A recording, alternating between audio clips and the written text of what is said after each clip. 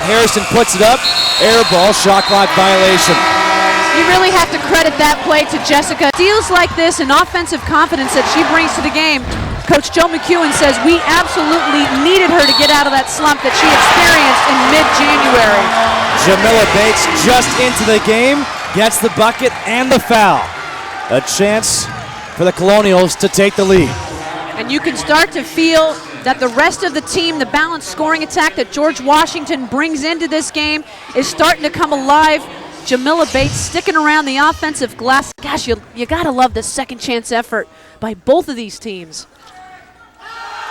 Bates at the free throw line, the knuckleball goes in. GW now the lead, 16-15. 7 minutes to play here in the first half. Sarah Jo Lawrence, the top of the full court press. Kamisha Hairston, she's been a bit quiet here.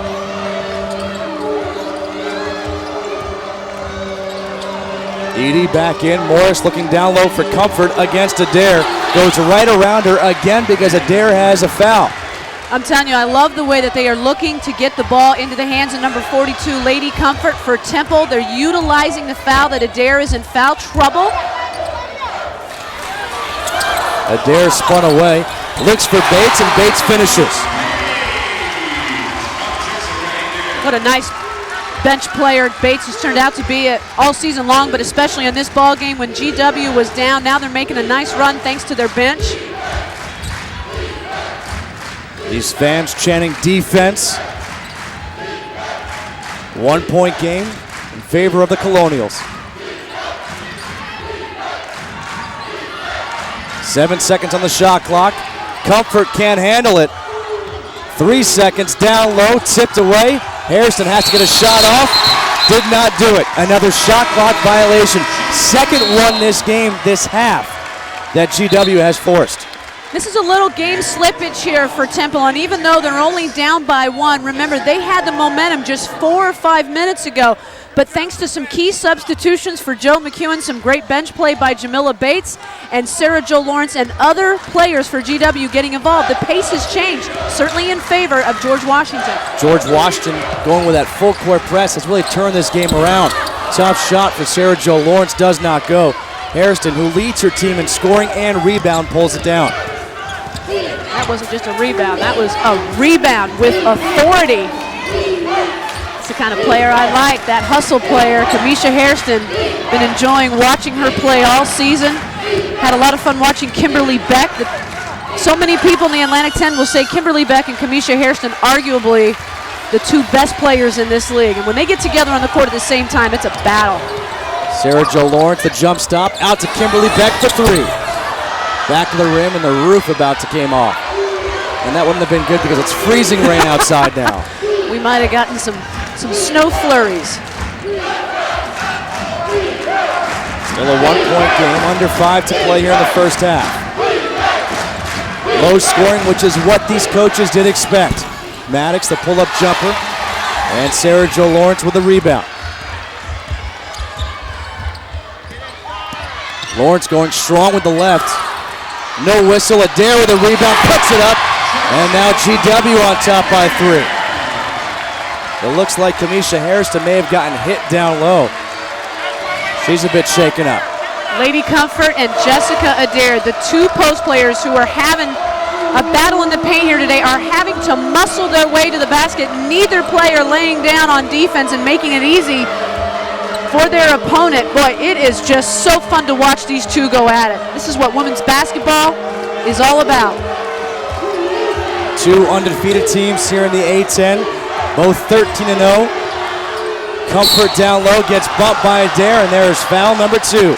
And Texas, it's NCAA basketball coverage all season long. Possession CSTV. A 5-second violation on the inbounds. Phenomenal defense by GW. Quite the turnaround here for the Colonials. They came out, seemed flat, almost seemed nervous.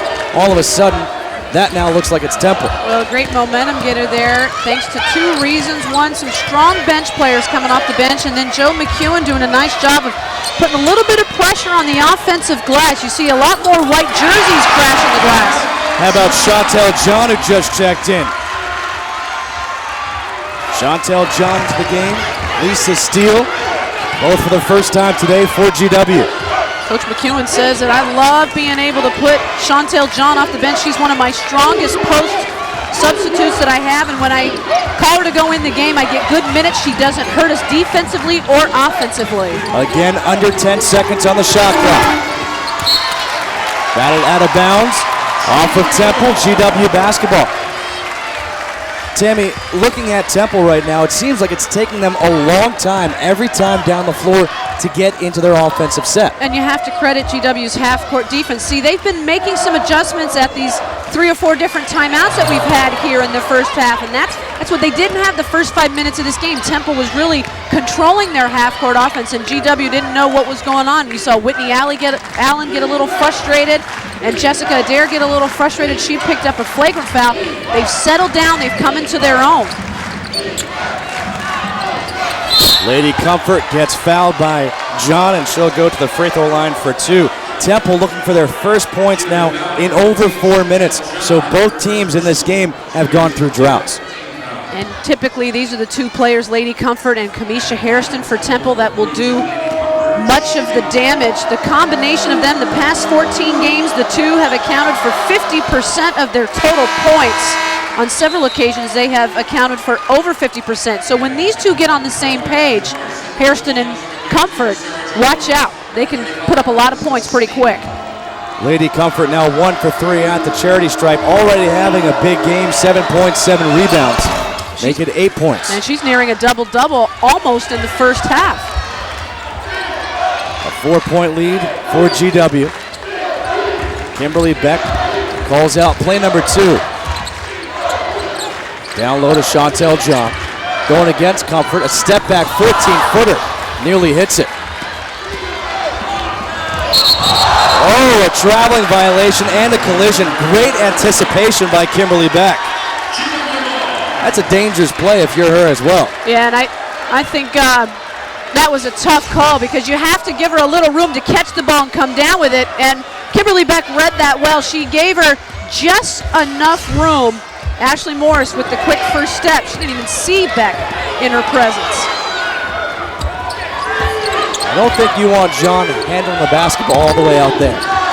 Not 20 feet from the basket. You want her setting a pick. Into the corner, Sarah Jo Lawrence. Pull up from 15 at the elbow, got it. 13 points now for Sarah Jo Lawrence, and a timeout by Dawn Staley and Temple. Dawn Staley not happy at all with her team right now. Well, here's one of the reasons. Temple did a good job of taking care of the ball in the first part of this ball game. But now, with players like this, Sarah Jo Lawrence really having their way in the half-court offense, see how she just waited for that play to happen. She rolled off the screen. She didn't rush anything. She found that she had an open shot. That's what's allowed GW to get back in this ball game. Coming up at the half, we'll throw it back to Greg Amsinger at the CSTV Fieldhouse for Game Tracker Live. An Allison Bales feature, Duke playing today, and of course highlights and stats. That's all coming up at the half. 24-18, GW leading Temple in the battle for first place. Joe McEwen doesn't have the crutch with him right now. That's right, he's got that bum right knee. He blew his leg out or blew his knee out early on in the preseason. In fact, he didn't even make the trip to San Diego for the Surf and Slam tournament. Mike Bozeman took over the head coaching duties and did a fabulous job, won their first regular season tournament of the year without head coach Joe McEwen. But he says he's getting better. He's gimping around, still coaching. There you see him. He's walking on that real carefully. Tore his patella tendon in the right knee. He's been on crutches ever since. Said he get rid of them very soon in time for the NCAA tournament.